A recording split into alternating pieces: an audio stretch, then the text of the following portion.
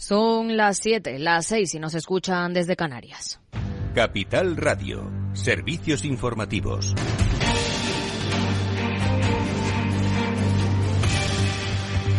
¿Qué tal? Muy buenas tardes. Los bancos españoles han sido los menos solventes de los 20 países que conforman la eurozona en el primer trimestre de 2023 en función de sus niveles de capital, aunque se han situado por encima de la media en cuanto a rentabilidad, según los datos publicados por el Banco Central Europeo. Una rentabilidad impulsada, según el BCE, por el crecimiento del resultado de explotación gracias al aumento de los ingresos netos por intereses y la disminución de los deterioros de valor y de las provisiones. En el Parlamento Europeo, el comisario de Economía, Paolo Gentiloni, ha defendido la recomendación de Bruselas a los Estados miembros para que apliquen un régimen fiscal progresivo y reduzcan la fiscalidad del trabajo. Una postura que divide a partidarios, socialistas, verdes e izquierda y detractores, populares, liberales y extrema derecha, de cobrar más impuestos a los que más tienen. Y otro informe que hemos conocido hoy de la ONU dice que la deuda pública está ahogando el desarrollo de casi medio mundo. Lorena Ruiz. Así es, el incremento constante de la deuda pública hace que muchos países en vías de desarrollo destinen enormes recursos a este servicio, lo que está ahogando las posibilidades de progreso para casi la mitad de la humanidad. Y es que casi la mitad de la población vive en países que gastan más en el pago de intereses de la deuda que en servicios públicos como pueden ser la educación o la sanidad. Por ello, la ONU denuncia que medio mundo se está hundiendo en un desastre de desarrollo, con los gobiernos obligados a elegir entre servir su deuda o servir a su gente y, como es lógico, sin espacio fiscal para invertir en mejoras para la ciudadanía. Según los datos de la organización, la deuda pública mundial batió un récord en 2022, alcanzando los 92 billones de dólares. Además, los países en desarrollo representan una parte muy desproporcionada de esta deuda, pagando también unos intereses muy superiores. Gracias, Lorena. Y los países del G7 han ofrecido compromisos de seguridad a Ucrania para reforzar su defensa hasta su ingreso en la OTAN, un acuerdo al que se ha sumado también España, según ha anunciado el presidente del Gobierno, Pedro Sánchez. El propósito de dichas negociaciones será garantizar que Ucrania cuente con el apoyo de los firmantes para desarrollar sus fuerzas armadas de modo que sean capaces de ejercer su legítima defensa y también su disuasión eficaz frente a Rusia en el medio y en el largo plazo. Este comunicado está abierto a la firma del resto de aliados y me complace informarles que, al igual que han hecho la mayor parte de otros países durante la reunión, España ha decidido sumarse a esta declaración del G7. En este marco, el vicepresidente del Consejo de Seguridad de Rusia, Dmitry Medvedev, ha advertido de que la Tercera Guerra Mundial está cada vez más cerca, al comentar en su canal de Telegram el incremento de la ayuda militar de los países de la OTAN a Kiev en la guerra. Hoy también ha finalizado la reunión informal de ministros de Energía, que no ha sido capaz de desbloquear la negociación sobre la reforma del mercado mayorista de la electricidad. El choque entre el grupo que respalda las nucleares y el que apoya las renovables dejará previsiblemente para septiembre esta reforma. La vicepresidenta tercera y ministra para la Transición Ecológica, Teresa Rivera, ha instado a los países miembros a que cedan en parte de sus pretensiones para conseguir un texto que sea aceptable para todos. Sin distorsionar los dos grandes principios que deben inspirar este acuerdo: no romper el mercado interior, mantener un equilibrio en la gestión de todos los operadores, un level playing field, y por otra parte no distorsionar o poner en riesgo la necesidad de descarbonizar nuestra economía, los objetivos de reducción de emisiones. Debemos encontrar la solución que obviamente requiere que cada cual renuncie un poco para poder encontrar fórmula aceptable para todos. Y a las 8 el balance con Federico Quevedo. ¿Qué tal, Fede? ¿Qué tenemos hoy? Oye, tú te has preguntado, o te pregunto, no, mejor me contestas tú, yo te pregunto. A ver. ¿Dijeron o no dijeron muchas mentiras en el debate el otro día Pedro Sánchez y Alberto Núñez Feijóo? Bueno, unas cuantas sí. Unas poquitas, ¿verdad? No sé a qué nivel se consideran muchas, pero... Alguna que otra. Bueno, vamos a contarlo, vamos a analizarlo, vamos a preguntarle por esto a uno de los candidatos de Sumar, a Carlos Martín Urriza, que es economista, doctor en economía y candidato, como te digo, de Sumar al Congreso de los Diputados, y vamos a hablar de economía y de lo que se dijo también en ese debate y, por supuesto, del programa de Sumar. Entraremos un poquito más a fondo en la lupa con Laura Blanco. También hemos hablado de esto y también hemos hecho los números al programa económico del PP, y luego tenemos nuestra tertulia, como siempre, hasta las 10. A las 8. Claves del mercado. Tono positivo en Wall Street, mientras que en el mercado de divisas, según las pantallas de XTB, a esta hora el par euro-dólar a 1,1131 unidades. Muy buenas tardes.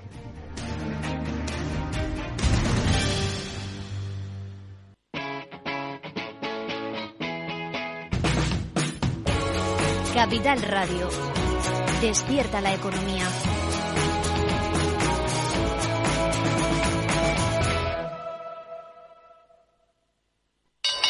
¿Te interesa la bolsa? Invierte en acciones y fondos cotizados sin comisiones hasta 100.000 euros al mes. ¿Has oído bien? Sin comisiones. Más de 550.000 clientes ya confían en XTB. Abre tu cuenta totalmente online. Un broker, muchas posibilidades. xtb.com.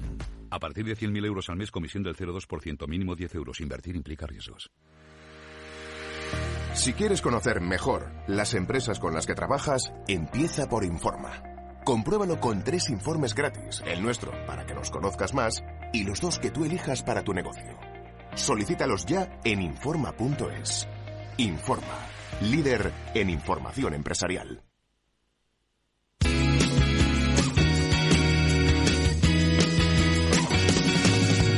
After Work, con Eduardo Castillo.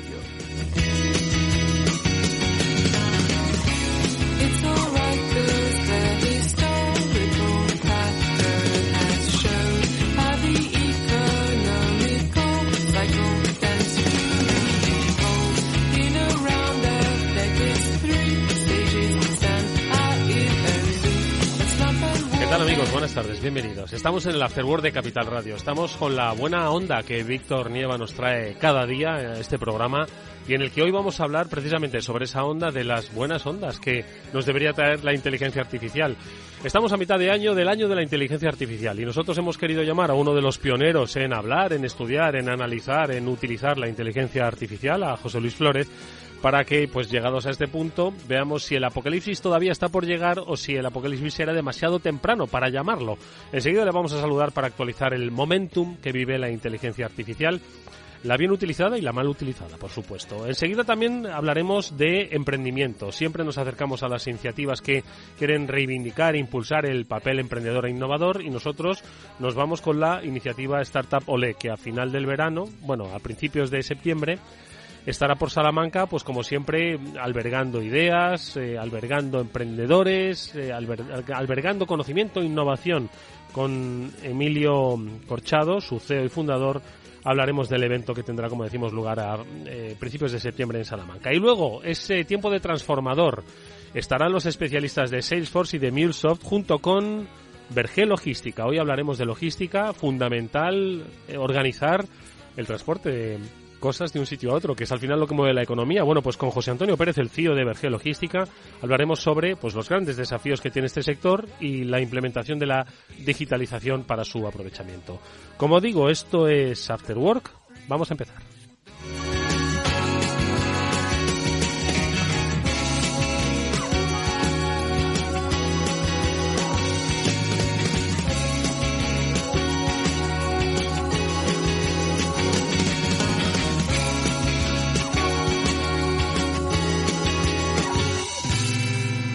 José Luis Flórez es uno de los pioneros de la inteligencia artificial en España, es uno de los fundador y responsable de Dive.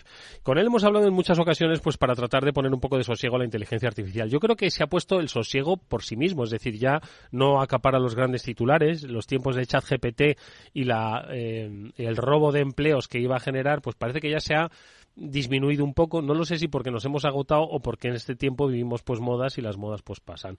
¿Cómo está la inteligencia artificial hoy? Pues se lo preguntamos a nuestro invitado. José Luis, ¿qué tal? Muy buenas tardes, ¿cómo estás?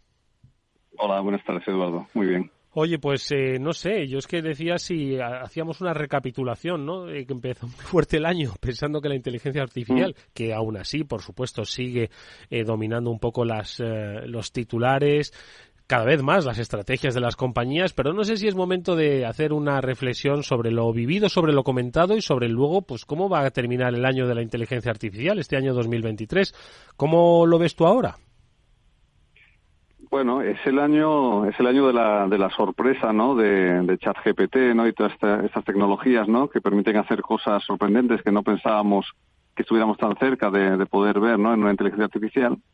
Eso ha generado muchísimo ruido, muchísimo interés, muchísimas polémicas, pero en este tipo de cosas normalmente luego el suflé baja y dependiendo de qué tecnología sea o de qué estemos hablando, el suflé se queda en nada o pasa como ahora, que donde se va a quedar en un movimiento que va a seguir, que va a evolucionar y va a tener un impacto a medio y largo plazo muy grande porque se sustenta en algo que es real pero por otra parte, pues es cierto que no hay el ruido mediático, de opinión y demás que había al principio, como bien dices.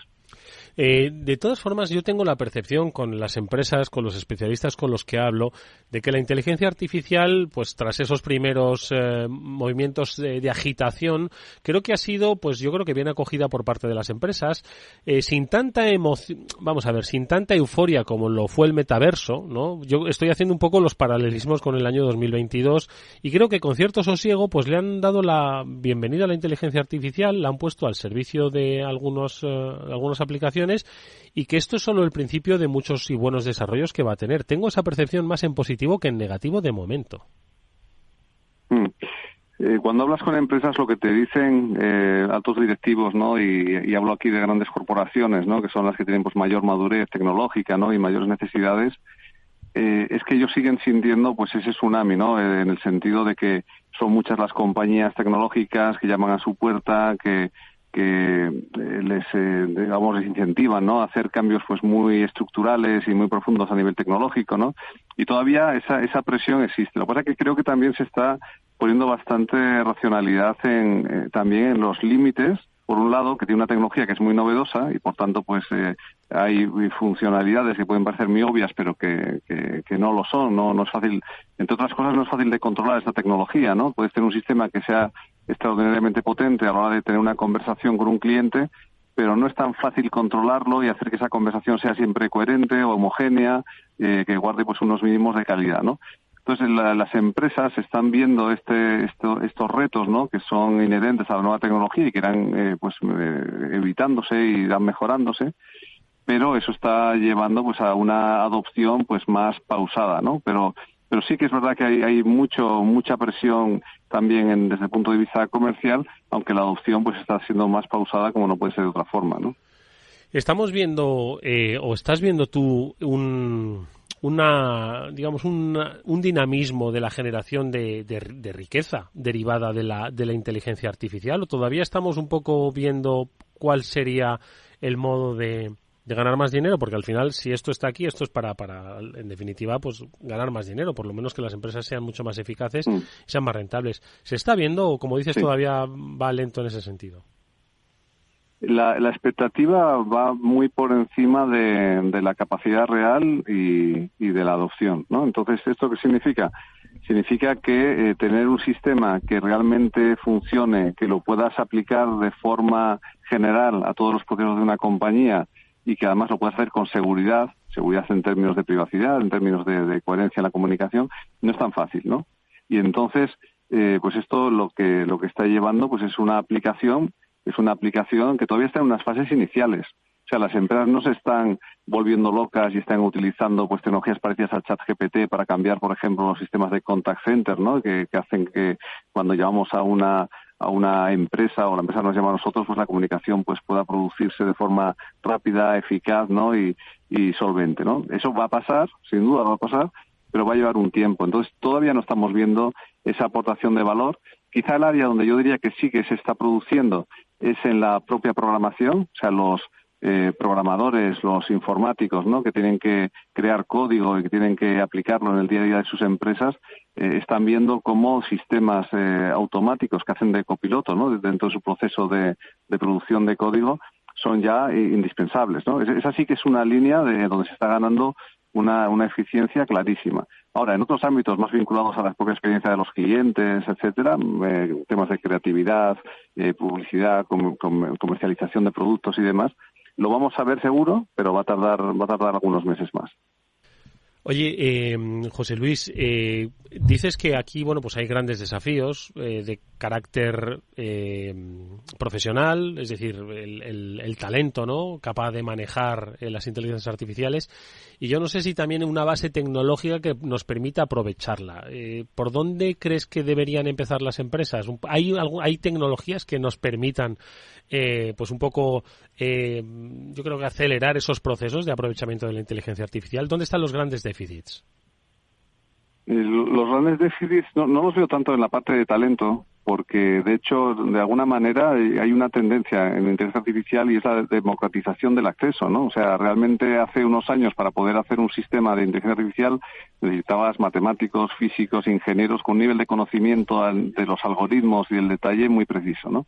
Ahora mismo se está convirtiendo más bien en un problema de ingeniería de integración de sistemas, informática, etcétera, ¿no? Podemos llamar a esto data engineers, ¿no? Ingenieros de datos o cualquier denominación que queramos, pero básicamente es un trabajo ya de ingeniería. O sea que en ese sentido no lo veo tan un problema de talento, sí es un problema tecnológico en el sentido de que tienes que poner sistemas que controlen el funcionamiento de ese sistema principal. O sea, tienes que poner o desarrollar, implementar inteligencias artificiales que sean capaces de encorsetar y proteger y controlar el comportamiento de otras inteligencias artificiales. Y en ese sentido, y eso tiene implicaciones a nivel de privacidad, que insisto mucho porque es un tema clave para poder poner esto en producción, ahí es donde creo que está el principal reto en estos momentos.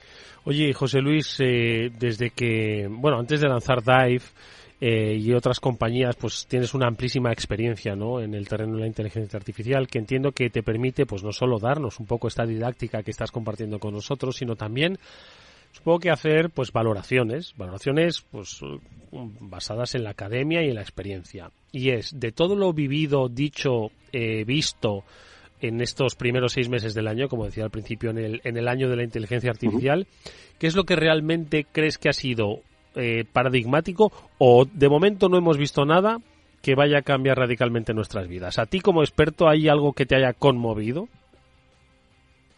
Bueno, sí, hay dos aplicaciones de la inteligencia artificial que yo creo que son evidentes para todos, ¿eh? No hace falta estar en este mundo, ser un experto. Una es la generación de imagen y vídeo, o sea, creo que eso es un paso adelante extraordinario, ¿no? Que de forma verbal podamos decir a un sistema qué queremos ver y que componga de forma sintética una imagen totalmente realista, pues es un paso adelante extraordinario, ¿no?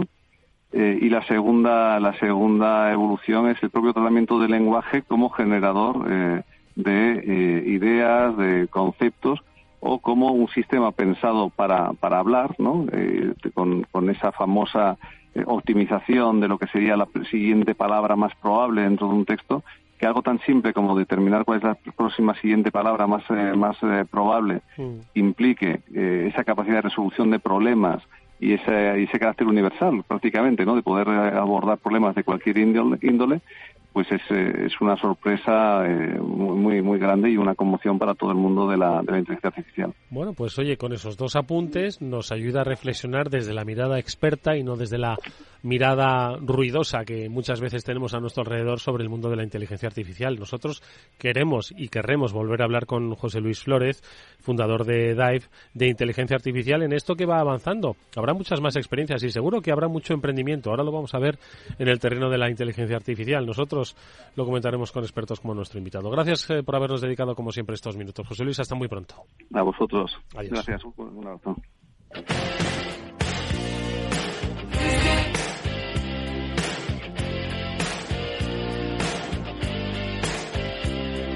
Eduardo Castillo en Capital Radio. After Work.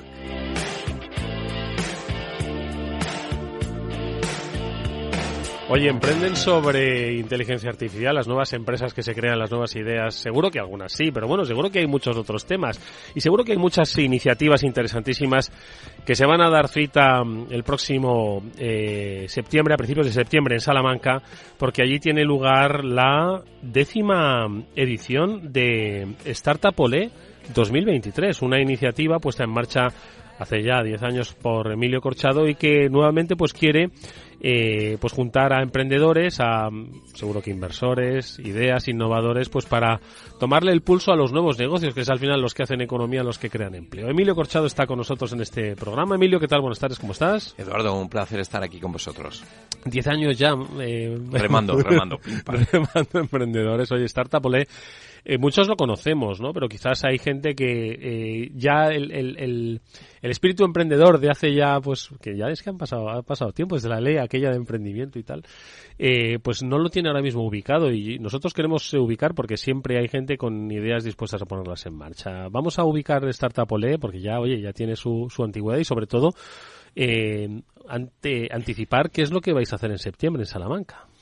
Bueno, en primer lugar, para aquellos que no nos conozcan, somos un gran evento que pone en el centro a las startups. Somos un gran evento de networking que conecta a, como tú dices, a los nuevos proyectos, a las startups, con los inversores, las corporaciones, los medios de comunicación, que jugáis un papel importantísimo, las aceleradoras, las administraciones públicas, parques científicos, universidades, es decir, todo aquello que forma el ecosistema emprendedor.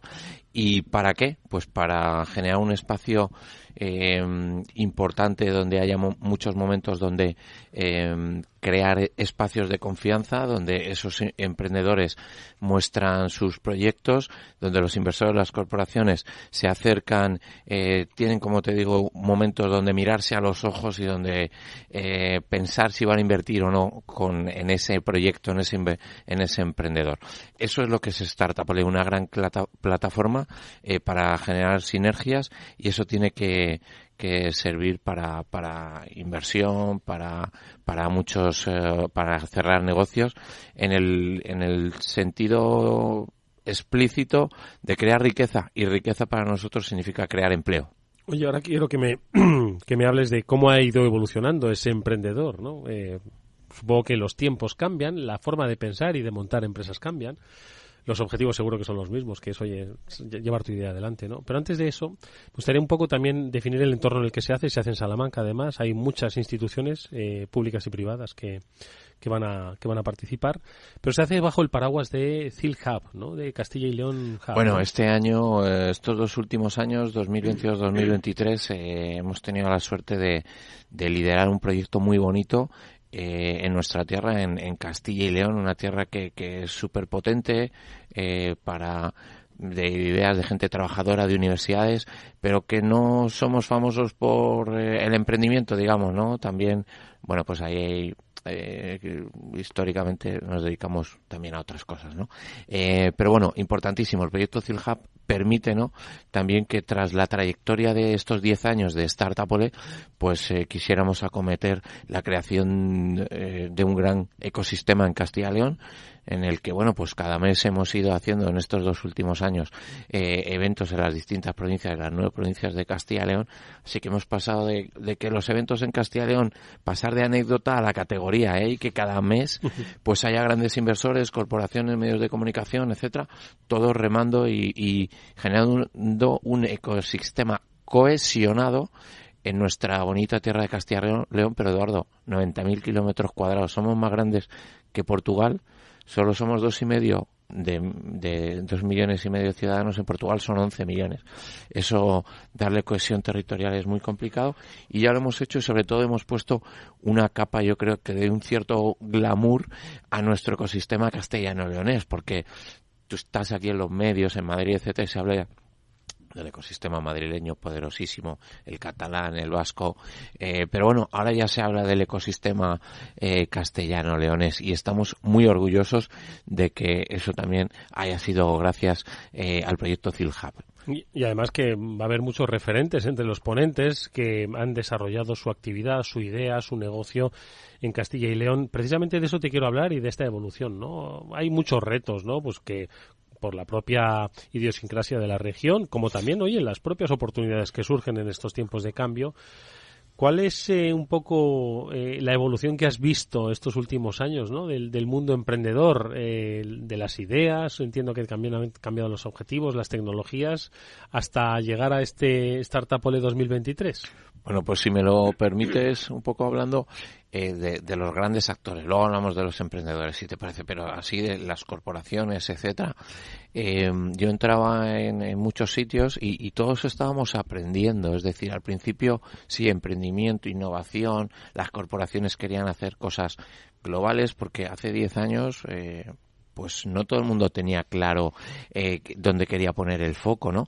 Y estos 10 años muchísimos hemos aprendido, hemos ido profesionalizándonos, centrando el tiro, y ya no hablabas, no, yo quiero apoyar startups, etcétera, sino, no, mira, mi vertical es sostenibilidad, inteligencia artificial, etcétera, para resolver estos retos, ¿no? Hemos ido cada vez con un grado de especialización muy potente y descubriéndonos también, fíjate, Startupole comenzamos como una aceleradora y ahora ya no somos una aceleradora, ¿no? Estamos centrados en creación de ecosistema, definir estrategias, nuestros grandes eventos, nuestros proyectos europeos, por tanto una gran evolución en ese sentido. Y luego si me hablas un poquito de los emprendedores, bueno, pues mucha ilusión, cada vez también, por supuesto, mucha más especialización. Las startups, ¿no? También empiezan, bueno, no empiezan, todo el mundo sabe que tiene que haber los distintos roles que son complementarios, ¿vale? Si hay 4 ingenieros, sin que haya el de comunicación, etcétera, modelo de negocio, tal, bueno, pues todo eso yo creo que ha ido depurándose debido a una cultura emprendedora que se ha ido adquiriendo, y hay bueno, pues casi hemos pasado también de algo, bueno, vamos a emprender, boom, tengo una idea, tira para adelante, a también ya una estrategia, ¿no? También que hace que todo vaya más orientado a crear negocio. Y luego, por supuesto, en estos 10 años hemos pasado momentos muy complejos, ¿no? Lo que ocurrió con la pandemia, bueno, pues si te tocaba en el sector de turismo, etcétera, pues o pivotabas o estabas muerto, ¿no? Si estabas en el sector multimedia, contenidos, etcétera, pues increíble movilidad. Bueno, pues todos sabemos lo que ha pasado ahí. Pero bueno, al final todo hace que la complejidad y las crisis hacen que el ingenio se agudice, ¿no? Oye, Emilio, ¿qué pueden hacer del 4 al 6 de septiembre en Salamanca, pues aquellos que se apunten? Es decir, porque tenéis ponentes, pero también hay startups. ¿Qué van a poder hacer? Networking, van a poder buscar. ¿Con qué objetivo tienen o pueden ir? Pueden ir buscar ese socio, buscar esa pata que les faltaba, buscar algo de inversión. Bueno, somos un evento global, ¿no? Pero está claro que Startupole es una plataforma orientada al networking y a generar retorno. Que te vayas con un montón de contactos con los que antes o después puedes llegar a bien levantar inversión, bien nuevos clientes, ir en un joint venture, pues generar proyectos conjuntos y, ¿por qué no? Por supuesto, talento también importantísimo, ¿no? Salamanca, bueno, ya sabemos que los startuperos, etcétera, Salamanca es sinónimo de talento, por tanto también. Entonces, pero ahí un poco, si me preguntas qué tipo de actividades tenemos, ¿no? Pues hay desde una feria de startups, este año estamos preparando, ya hay más de 100 y pico startups registradas, queremos tener más de 150 stands, pum, ahí con su proyecto identificado. Vendrán muchas más startups, algunas por supuesto sin su stand.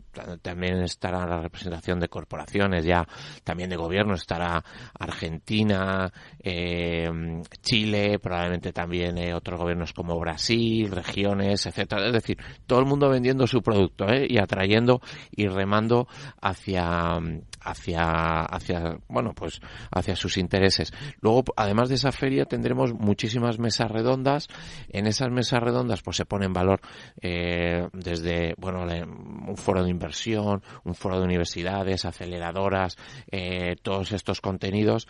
Luego también, importantísimo, una actividad de matchmaking, es decir, los inversores y las corporaciones seleccionan con qué startups sentarse y hacer negocio. Y luego, por supuesto, grandes ponentes. Tendremos varios unicornios, el cerebro de Angry Birds, Peter Westerbacka estará con nosotros, el finlandés, el cofundador de BlaBlaCar. Tendremos este año súper chulo, estamos muy contentos. Tendremos Bulgaria, país invitado, vendrá la Deputy Prime Minister búlgara, vendrá a estar con nosotros. Bueno. Y luego también una gran representación de fondos de inversión de Latinoamérica. Somos el mayor evento español y y europeo operando en Latinoamérica. Estamos muy contentos de todo eso. Gran presencia de Portugal, de Europa. Así que, bueno, mucho movimiento. Y, por supuesto, Eduardo, esos super conciertos, esas super cócteles, donde atraemos a más de 1.200 personas en cada cóctel, porque nosotros ya no somos un evento, somos lo que generamos son experiencias, ¿no? Y para emprender y para invertir hay que estar positivo y con energía y alegría. El ocio nunca se ha peleado con el negocio. Además, al revés. Todo lo contrario, efectivamente. Bueno, pues del 4 al 6 de septiembre en Salamanca hay oportunidad todavía de asistir, de inscribirse. Danos las coordenadas donde pueden tener información. Startupole.eu, nuestra web, ahí os podéis bajar incluso los tickets gratuitos. Sabéis que somos el evento de referencia gratuito, puedes participar, asistir de manera gratis. Y luego, bueno, 4 o 6 de septiembre arrancaremos con una fiesta el día 4 para que aquellos que vienen más de lejos y no se conocen empiecen a conocerse, y luego ya el día 5 pasamos esa competición de pitch y todas las actividades a tope. Startupole.eu, Eduardo. Pues ahí os invitamos a que vayáis a Salamanca, y por supuesto os deseamos toda la suerte del mundo, Emilio, para el desarrollo de esta interesantísima feria de ideas, de proyectos, de futuro. Gracias, mucha suerte con este Startupole y hasta muy pronto. Muchas gracias, Eduardo. Venga.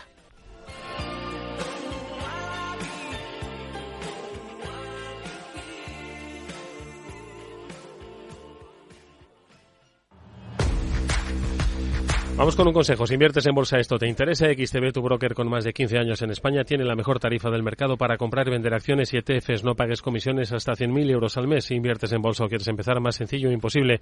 Entras en xtb.es, abres una cuenta online y en menos de 5 minutos compra y vende acciones sin comisiones. Además, con atención al cliente las 24 horas al día. ¿Qué estás esperando? Miles de clientes ya confían en xtb.es, un broker con muchas posibilidades. A partir de 100.000 euros al mes, la comisión es del 0,2%, mínimo 10 euros. Invertir implica riesgos.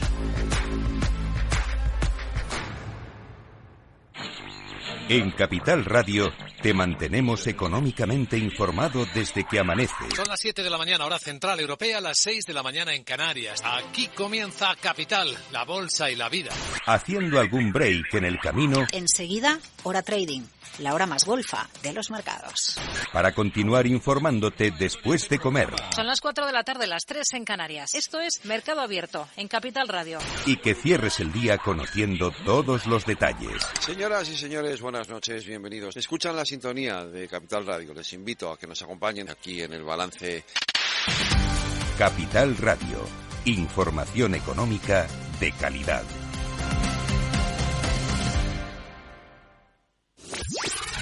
Capital Radio. La genuina radio económica.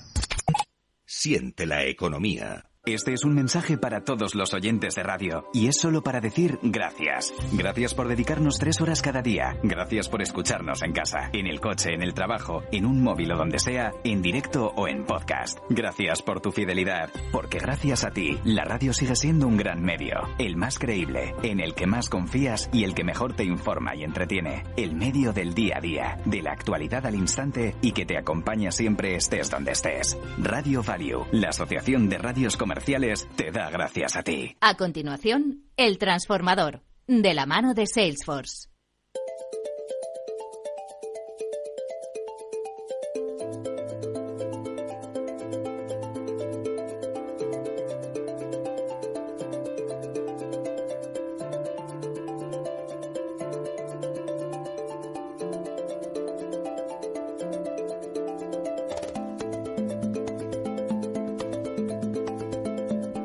Bueno, pues ya estamos en nuestro transformador, ya sabéis, es el espacio de transformación digital que cada semana, junto a los especialistas de Salesforce, abordamos con ejemplos reales de grandes compañías, de grandes corporaciones, cómo ellos han resuelto sus desafíos, han implementado nuevas visiones de negocio gracias precisamente al cambio en la cultura digital o a su evolución. Depende también un poco de las propias características e idiosincrasias del sector y de la empresa. Pues hoy la empresa que nos acompaña, una gran empresa dedicada al mundo de la logística. Estamos hablando de Berge Logística y con su CEO, con José Antonio Pérez, vamos a hablar junto a los expertos de Salesforce y de MuleSoft sobre cómo abordar desde esa óptica digital los grandes desafíos que tiene un sector clave para la economía de cualquier país, la economía global. En primer lugar, José Antonio, te saludamos. ¿Cómo estás? Buenas tardes, bienvenido. ¿Qué tal? Buenas tardes, gracias. Nos acompañan por parte de los especialistas de Salesforce y de MuleSoft, Juan Luis Molina, que es responsable comercial de MuleSoft. Juan Luis, ¿qué tal? Buenas tardes. Muy bien, Eduardo, muchas gracias. Bienvenido. Y Fernando Galán, que es responsable comercial de Salesforce. Fernando, buenas tardes igualmente. Eduardo, muchas gracias. Bueno, lo primero de todo, ubicamos el sector y la compañía Berge Logística y quien la conoce, pero bueno, yo creo que por entender sus magnitudes y, como decimos, la idiosincrasia del sector nos va a ayudar perfectamente a entender cuáles son esos desafíos digitales. José Antonio. Bueno, Berge es una compañía logística ubicada en puerto, es decir, nuestro ámbito de actuación se centra en la logística del puerto y nosotros tenemos distintos negocios que gestionamos en el puerto y fundamentalmente lo que hacemos es carga y descarga de los buques que llegan al puerto, el transporte de esas mercancías y el almacenaje. No hablamos de contenedores, de la cual tenemos una parte pequeña, pero no es nuestro core. Nuestro core son sectores como el agroalimentario, sectores como la siderúrgica y sectores como el movimiento de coches. Luego tenemos otro tipo de negocios también ubicados en puerto, como son los negocios más de intermediación, ¿no? Donde nosotros intermediamos entre distintos actores para proporcionar servicios. Por ejemplo, cuando llega un buque a un puerto español, normalmente estos buques, la mayoría de las veces son buques extranjeros que no conocen nuestra legislación, no conocen nuestras regulaciones, no conocen lo que tienen que hacer cuando llegan a un puerto. Entonces nosotros, como consignatarios, lo que hacemos es intermediar entre ese buque y la legislación y ayudarles, o representarles, mejor dicho, para todas las actividades que tienen que realizar. También tenemos otro tipo de actividades como temas de transitarios, aduanas, son un montón de intermediación de servicios que realizamos.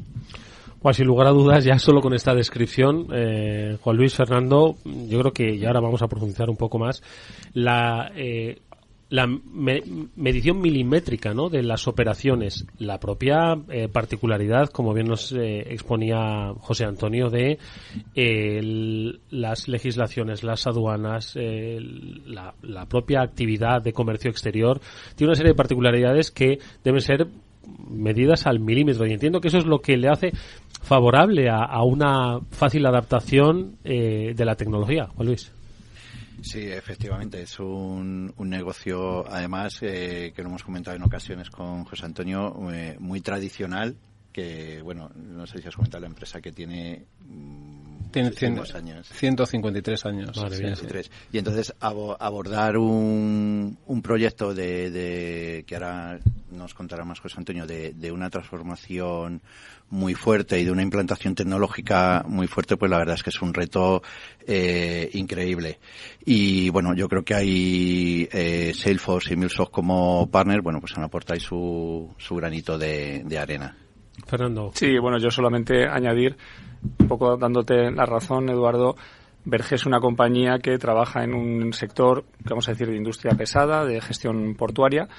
Lo fácil normalmente es pensar en empresas de retail, cuando hablas del poner al cliente en el centro, de tenerle siempre como referencia. Para nosotros Berge es un caso clarísimo de que las empresas B2B en este tipo de industria también necesitan poner a ese cliente en el centro y ayudarse para esas métricas que comentabas de herramientas que habilitan, ¿no?, toda esta situación. Efectivamente, el cliente puede tener sus particularidades, pero evoluciona como en todos los sectores. Y en 150 años el sector de la logística pues ha cambiado y muchísimo. Y entiendo que los desarrollos industriales y tecnológicos han impactado precisamente en su desempeño, ¿no? ¿Cuál es un poco esa evolución o el cambio de actividad que se ha visto en los últimos años y el papel que la tecnología ha jugado, ya desde una óptica pues mucho más general, ¿no?, que donde participa el grupo Berge? Bueno, nuestros clientes van evolucionando igual que nosotros evolucionamos. Este es un sector, como decíamos antes, bastante maduro, muy arraigado y con una visión tecnológica, digamos que en expansión, vamos a decirlo así, ¿no? Pero claro, los clientes van evolucionando y quieren información y la quieren en tiempo real, quieren saber qué es lo que está pasando con sus operaciones y quieren entender lo que está ocurriendo para tomar decisiones en tiempo real, ¿no? Que al final es lo que todos queremos cuando somos clientes, ¿no?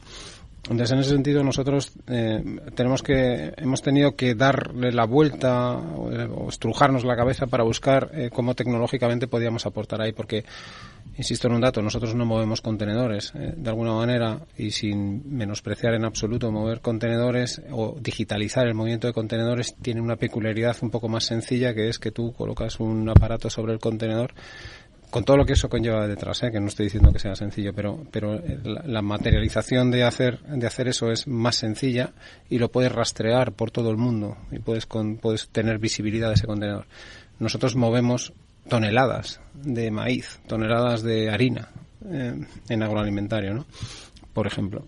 Entonces, controlar dónde está cada una de las toneladas es un reto ciertamente importante, ¿no? Entonces, ahí es donde hemos puesto en marcha un sistema tecnológico que nos permita trazar toda esa operativa desde que llega un buque y viene con X miles toneladas, y somos capaces de trazar cada una de las toneladas, dónde está, cómo está viajando, cuál es para qué cliente, dónde la almacenamos, y podemos en tiempo real empezar a informar a nuestros clientes de lo que está ocurriendo. Esa es la transformación que estamos poniendo en marcha. Es básicamente ver cómo se puede, lo que hemos dicho muchas veces aquí, ¿no? Oye, ¿qué más podemos darle a ese cliente que está cambiando, que está pidiendo, donde además pues se van estrechando, ¿no?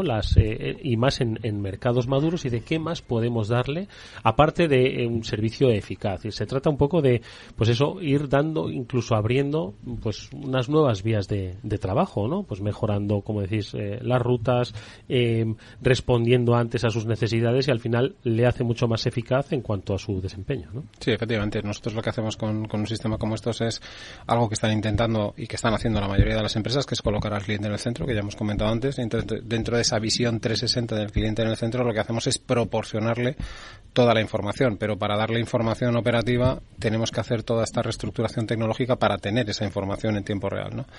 Entonces, lo que hacemos es, en este caso, a través de Salesforce como CRM, una ventana hacia el cliente y del cliente hacia nosotros, ¿no? Lo que hacemos es aglutinar dentro de Salesforce toda la información asociada a este cliente. Esa información puede ser comercial, que es nativa dentro del propio CRM, puede ser información de facturación financiera, puede ser información legal, puede ser información, por supuesto, operativa. De tal manera que el cliente lo único que tiene que hacer es abrir su ventana de acceso a nuestra compañía para ver qué es lo que está ocurriendo con su mundo. Y en sentido inverso exactamente igual. Nosotros recibimos el input del cliente para que nos envíe pues sus necesidades, sus particularidades, y pueda comunicarse con nosotros a través de esta ventana. En esta ocasión le pregunto a Fernando, ¿no? Un poco ya que ha mencionado, ¿no? Por el papel de Salesforce, ¿no? En este desarrollo, ¿no? Bueno, yo creo que una de las claves, y José Antonio lo estaba apuntando, es cómo somos capaces, y cómo creo que en Berge lo estamos haciendo, de manejar los diferentes contextos del área comercial y de relación con el cliente, ¿no? Berge tiene procesos que son más inmediatos, de gestión de una consignación de buque, donde hay una operación que es inmediata, pero también tiene la gestión de una cuenta en la que se están manejando conceptos de gestión portuaria complejos, vamos a decir, ¿no? Entonces, trabajar sobre todo ese espectro dentro de un mismo sistema y ser capaz de poder solucionar esas situaciones dentro de la misma plataforma con unas sinergias, una visión muy transversal del proceso, yo creo que es un valor que estamos intentando poner de relieve en Berge y que se está utilizando en esa línea, ¿no? Así es. Y en el caso de MuleSoft, ¿cuál es el papel que también en este desarrollo que nos explicaba José Antonio, cuál es el papel que juega?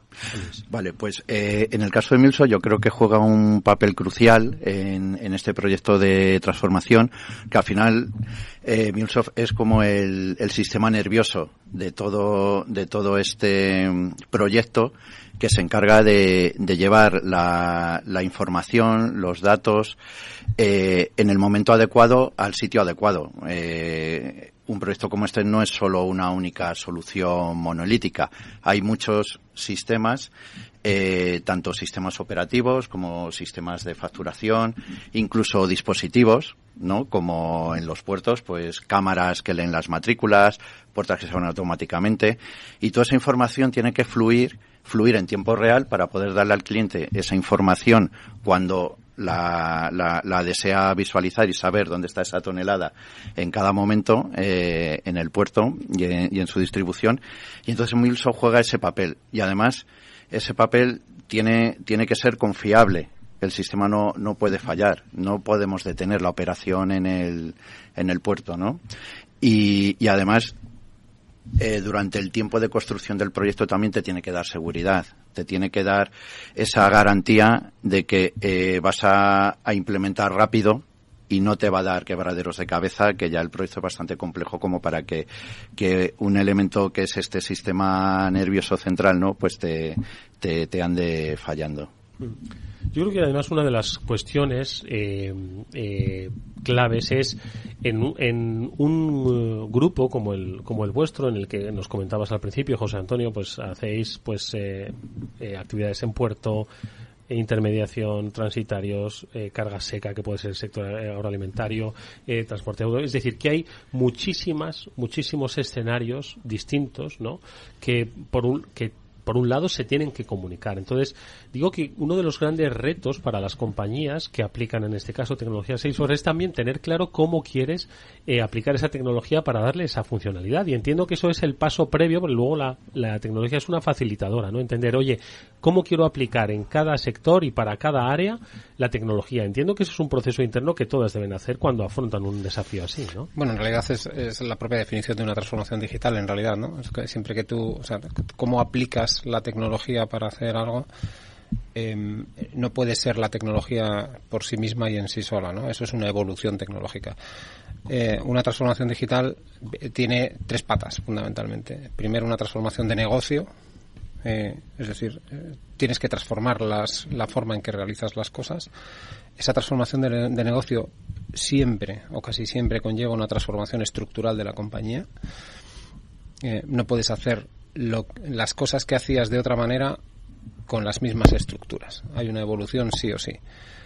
Y la tercera pata para conseguir esto es la palanca tecnológica. Para poder hacer ese cambio de proceso llega la tecnología. Y es ahí cuando tienes que entender qué es lo que quieres conseguir y cómo lo vas a conseguir con esas herramientas tecnológicas y con ese cambio estructural, ¿no? Y es ahí cuando decides, mira, pues estas son las soluciones, esta es la plataforma que quiero poner en marcha y esta es la manera en la cual yo voy a gestionar este nuevo proceso de negocio. Entiendo, Fernando, que aquí el papel del acompañamiento de Salesforce es fundamental, claro. Bueno, totalmente, ¿no? Empezando por la propia naturaleza del producto, ¿no? Que al final, siendo suscripción, solemos estar muy cerca del cliente, pero también creo que hay que poner de relieve un poco el futuro o el más allá, ¿no? En el sentido del proyecto se está ejecutando, está en producción, está rindiendo como esperamos, pero muchas veces cuando hablamos con José Antonio, con otros CEOs de compañías, de multinacionales, ponen en valor pues esa suscripción que se produce también a la innovación, ¿no? El decir, bueno, duermo más o menos tranquilo,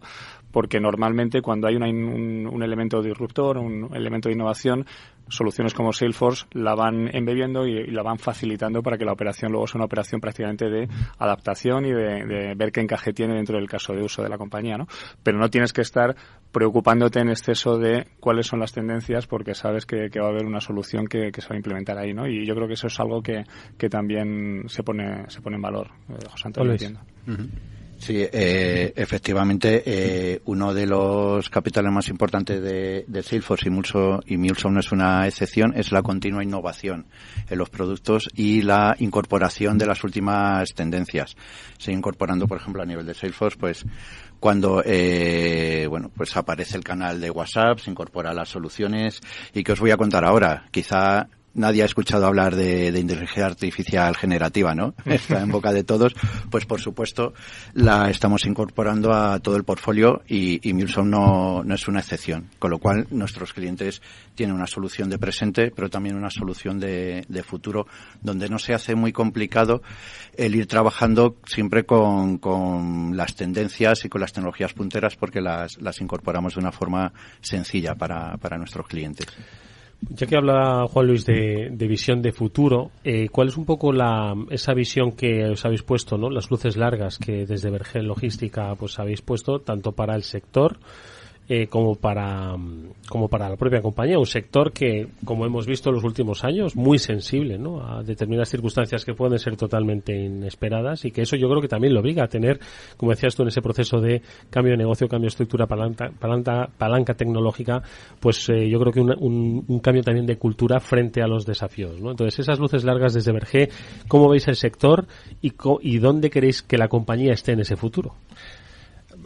O sea, nosotros vemos tecnológicamente que hay 3 capas, ¿no? En todo esto. La primera capa es una capa en la cual tenemos soluciones tecnológicas que nos permitan o que nos habilitan gestionar nuestro negocio. Toda esta plataforma de soluciones es un must, es algo que aporta un valor relativo muy poco, es decir, es algo que tenemos que tener. Una segunda capa que es eficiencia y control. Ahí es donde metemos ya sistemas como IoT, controles de puertas, básculas inteligentes, controles de cámaras que nos permiten seguir los camiones por los puertos. Eso nos permite tener control y eficientar nuestra operación. Ahí ya empezamos a aportar un valor, valor económico, fundamentalmente. Y la tercera capa es la capa de inteligencia. Esa capa de inteligencia es, una vez que tengo todos los datos de nuestra plataforma operativa, todos los datos de nuestros sistemas de control y eficiencia, con todos esos datos yo puedo empezar a tener inteligencia para hacer cosas. Entonces, ¿qué es esa inteligencia? Pues esa inteligencia son poder tener gemelos digitales, poder tener inteligencia artificial para gestionar nuestras operaciones, es decir, que haya un sistema inteligente que pueda planificar operaciones, poder hacer previsión en base a determinados movimientos o en base a determinadas inversiones, saber qué es lo que va a ocurrir, y todo eso lo realizamos en base a los datos capturados y, por supuesto, en base a la inteligencia artificial. Uh-huh. Sí, vemos ahí bastante que está el futuro, sí. Sí, ¿no? La predictiva y la generativa, ¿no? Tienen aplicación inmediata. Trazar el dato, recopilarlo y darle inteligencia, Fernando. Exactamente. Bueno, yo creo que lo has comentado muy bien, ¿no? El poder embeber las diferentes situaciones que se producen a día de hoy con la inteligencia artificial, el encontrarle casos de uso y, como hablábamos antes, democratizar esa tecnología para que sea aplicable de una forma directa y sin complicaciones a nivel de incluso contratación de perfiles, ¿no? Que en muchos casos son todo un reto, ¿no? Entonces, en eso estamos. Salesforce está apostando desde hace ya bastante tiempo, mucho tiempo, por la inteligencia artificial, y el foco que hay este año es un foco completo para que la evolución de la plataforma vaya en esa línea, ¿no? Con toda la parte de GPT, la parte de inteligencia generativa que se aplica en los diferentes aspectos, ¿no? En la parte de marketing, en la parte más de operación, la parte de servicio, ventas, de una forma, como digo, democratizada, ¿no? Juan Luis.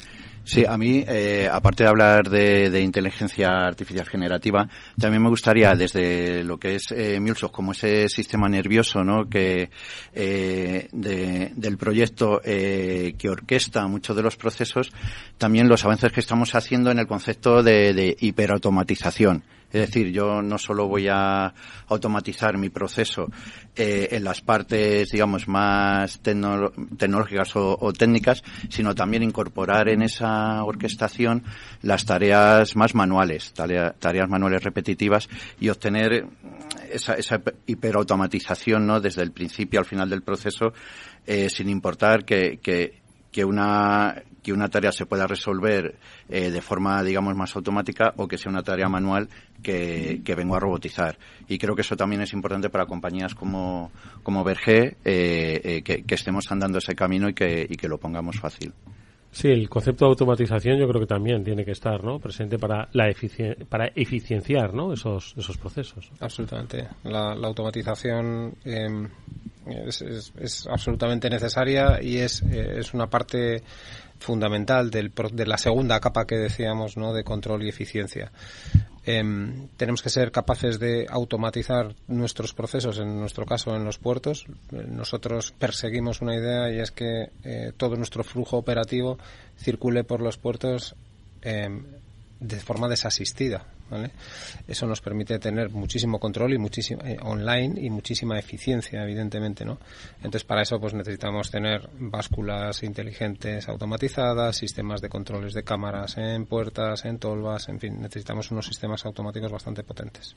¿Quién iba a decir, yo no sé si lo hubieses pensado hace, si acaso 5 años, que una empresa de 150 años estaría hablando de gemelos digitales, estaría hablando de básculas inteligentes, estaría hablando de, pues eso, yo es que habéis dibujado, entre los tres habéis dibujado un puerto que está perfectamente coordinado en las operaciones y medido, y además extrayendo inteligencia que te permita hacer o permita a las compañías que transportan ese material o que son las que producen esos productos, sus previsiones pues para los siguientes 6 meses, para los siguientes años. No sé si te lo hubieses imaginado hace 5 años, insisto, bueno, en una empresa de siglo y medio. Igual no me lo imaginaba hace 2. O sea, no me voy tan lejos, ¿no?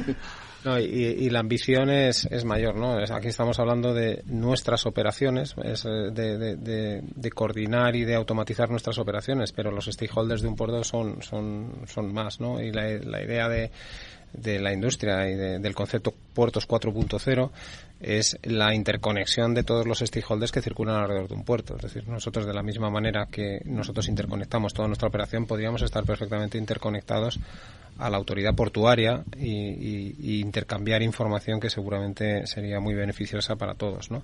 Y exactamente igual pues con los armadores, exactamente igual con los fletadores.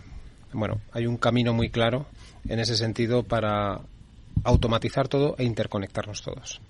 Sí, yo creo que se dibuja fantásticamente bien, ¿no?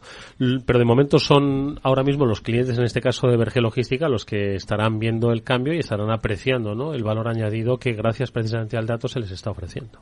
Efectivamente, estamos en ese camino, sí. Bueno, estamos en ese camino. No sé si queréis, Fernando, Juan Luis, hacer una reflexión final sobre ese puerto que yo, insisto, quizás lo veíamos hace 15 años en una película futurista. Hoy, como decía, es prácticamente una realidad. Bueno, yo creo que es una realidad, ¿no? Yo casi como anécdota, cuando he hablado con José Antonio, con otras personas de Verge, y hablamos de la evolución de la compañía, me dicen, hemos pasado la Primera Guerra Mundial, la Segunda Guerra Mundial, hemos pasado pandemias, la gripe española, tal, y al final te das cuenta que Verge es una compañía que está apostando por la innovación. Todo lo que estamos hablando aquí es algo que ya es una realidad y tenemos para el futuro también muchos retos que cumplir juntos. Juan Luis. Sí, a mí me parece un mundo apasionante. A mí me encanta hablar con José Antonio de los retos en un sector que es tan importante. Es que es para ir a verlo, ¿eh? Yo me encantaría ir a verlo, ¿eh? Habría que ir, o sea... Estáis invitados, por supuesto. Claro que sí, la verdad es que es una actividad que es parte esencial de nuestra economía y de nuestro estado del bienestar. Y ver en algo que se lleva haciendo tanto tiempo esta cantidad de innovación, esta calidad de innovación y lo que queda por venir, pues es apasionante formar parte de ese viaje, y estoy también muy contento, muy orgulloso pues de formar parte de él y que, bueno, pues nuestra tecnología esté colaborando en este desafío, ¿no?, y en estos retos. Y sobre todo ser perspicaz, ¿no?, ante las nuevas necesidades, ser ágil para ofrecérselo a tus clientes y, por supuesto, estar abierto al cambio y a la evolución. Y yo creo que hoy es lo que José Antonio Pérez, CEO de Verge Logística, nos ha trasladado con esa experiencia que yo creo que es apasionante y que nos va a decir mucho, ¿no? Ahora que todos sabemos de logística en este mundo, ¿no? Pues por lo menos conocemos un poco más sobre cuál es la idiosincrasia, ¿no?, de un sector fundamental para la economía mundial y que, pues, yo creo que tiene una visión muy clara sobre hacia dónde se quiere y se puede dirigir. Te agradecemos mucho, José Antonio, que hayas estado con nosotros en este transformador.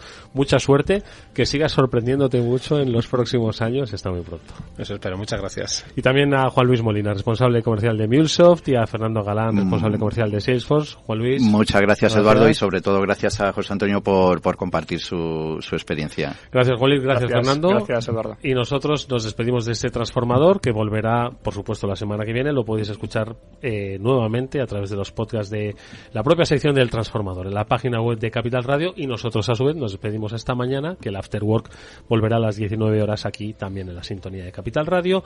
Jorge Zumeta cerrará técnicamente el programa. Os hablo Eduardo Castillo. Hasta mañana.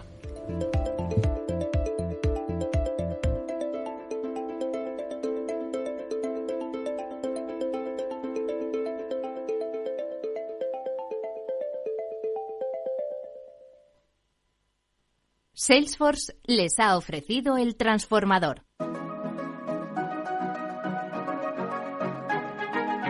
Los sábados a la 1 de la tarde, Capital Radio se adentra en el mundo de la solidaridad y el emprendimiento social. Presentado por Federico Quevedo, llega un espacio abierto a la cultura del bien. Compromiso humano, en Capital Radio. ¿Qué es ir más allá? Con Arval podrás llegar donde te propongas de la forma más sostenible, y asegurar un mundo mejor contribuyendo a la seguridad en carretera, al futuro de las ciudades y a la calidad de vida. Ser responsable sin tener miedo al liderar el cambio. Arval, la transición energética arranca aquí. Más información en arval.es. Capital Radio. Siente la economía. Capital Radio 103.2.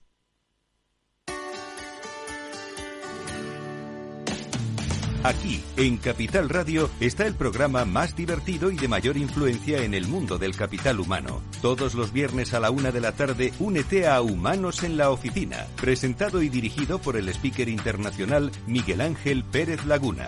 Un programa donde el talento es protagonista en un formato innovador e irresistible que ya se escucha en 13 países. No te lo pierdas.